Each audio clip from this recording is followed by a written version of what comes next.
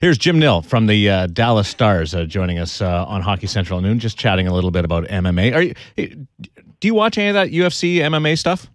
No, sir, I don't. Yeah, I'm not really into it either. But we were just chatting about guys maybe cross training in it. Would you try and steer your players away from that kind of thing, or does it bother you at all? I think the training part's probably great. Yeah. But I guess the contact part itself would probably be tough. So you're going to name a new captain today? I don't know. Oh, you're holding on right to the very end, eh? I'm still trying to figure out what the press conference is about. Jim, how's the transition been? For a lot of years, we figured you had probably opportunities to leave in the past out of Detroit. It never happened. Why this time? What was different about this opportunity opposed to the ones that you've had in the past? There's a lot of different factors. The one thing was the family. Before when I had opportunities, I had a young family, and you know how it is as a player. You're bouncing around every 2-3 years and never know where you're going to be settled in that. My kids were getting older, getting into school, so that was a big part of it. Big part was being in Detroit and being a big part of that organization. We're all in this business to win. I got to learn from some great people there. The Jim Devilanos, the Ken Hollands, the Scotty Bowmans, Mr. and Mrs. Illich. The Illich family were very, very respectful to me, and they were great people to work for. And some of the opportunities just weren't the right timing at the right time. But this one, it just, when I started to investigate it, first of all, Jimmy Lights. I was with Jimmy Lights in Detroit back when I played. Knew him well. He's the president here. So I know that, he was in place there. I was very comfortable with him. I looked at their organization. They've got some good young kids coming up. I liked how their farm system was. I had a great 2 or 3 day meeting with Tom Gallardi. I liked his direction, where he's going. He's given me full autonomy to do whatever I have to do with the team. So it was just a combination of things and just the right timing. And, I'm not getting any younger. And if I was going to do this, it's a great city down here. I know the tradition they've had in the past with hockey, and I know we can get that back. So it was just kind of the combination of all the factors.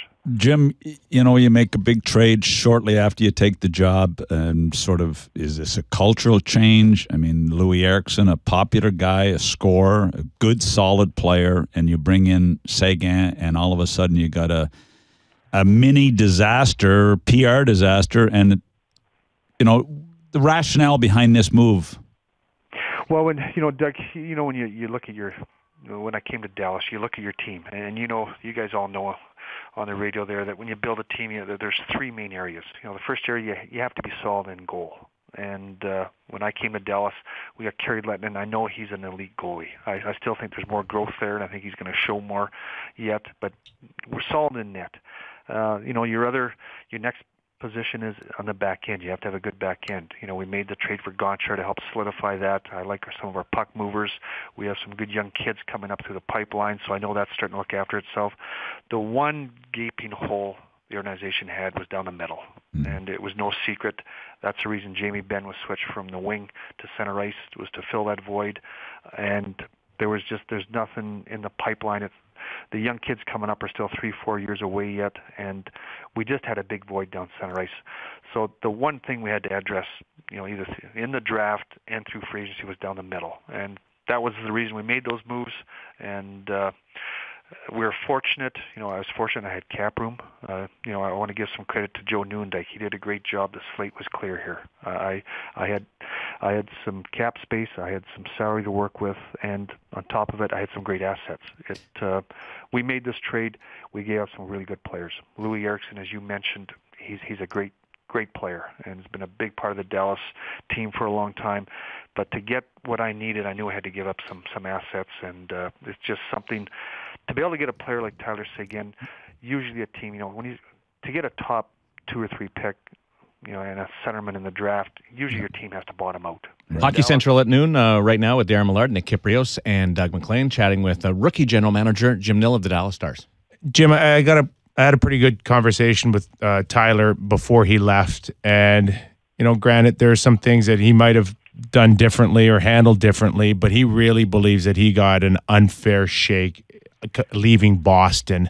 Now, as a general manager, How do you sit there and try to decipher what's real, what's not real, what's overplayed, what's not overplayed? How much homework did you have to go into it before you could pull the trigger on a trade like this?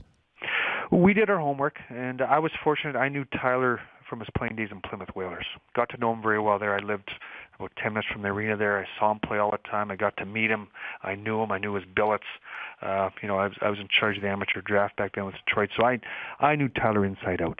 And what excited me was I know there was all these rumors out there, but he's 21 years of age, and I know how these young players are. And yes, has he made some decisions he'd like to bring back? We all have.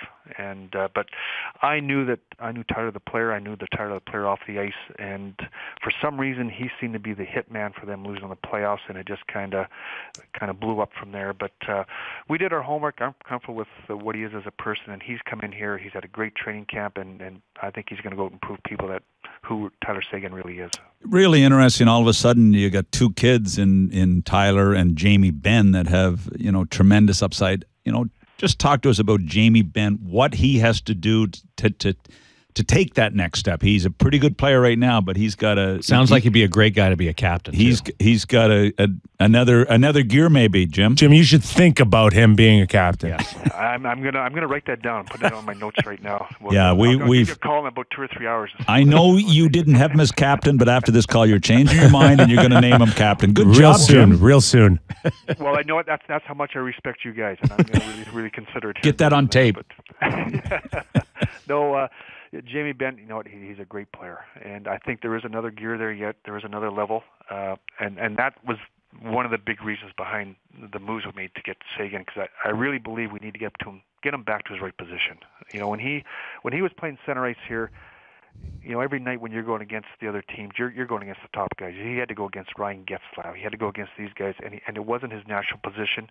And in saying that, he did a great job. That shows how good of a player he is. But I think when we get him back to his proper position, it's going to free him up a little bit defensively, and I think you're really going to see him explode offensively.